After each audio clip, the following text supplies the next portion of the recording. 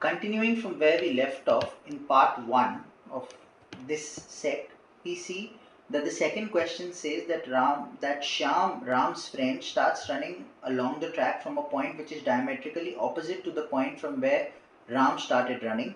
How long will it take him to reach for the first time a point where his shadow cast on the wall is twice his height, considering his height is same as that of Ram and his speed is twice that of Ram?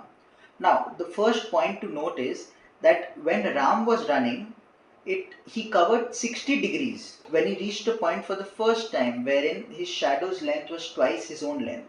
Similarly, when Shyam is running, he will also cover either 60 degrees or a multiple of 60 degrees when he reaches the point for the first time wherein his shadow is twice the length of his height. Now, if you remember the figure that we had made initially, it was something like this. And Ram started here. The Shyam will be starting at this point Y, and this is the center O. Ram had reached here a point A, and this was 60 degrees.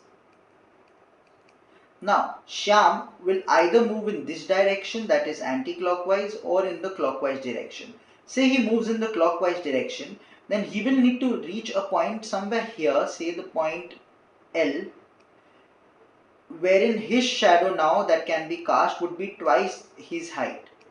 Now, in order for him to reach here, he would have covered a multiple of 60 degrees.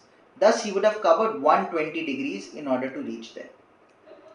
Ram covers 60 degrees in 15 minutes. So, he would have covered 120 degrees in 30 minutes. Shyam, who's twice as faster, will cover it in 15 minutes. Now let's say that Shyam, instead of going clockwise, had gone anti-clockwise. Then he would have also had to reach the point A for his shadow to be twice his height. Then he would have again covered 120 degrees in 15 minutes. Thus the answer to this question is option B, 15 minutes.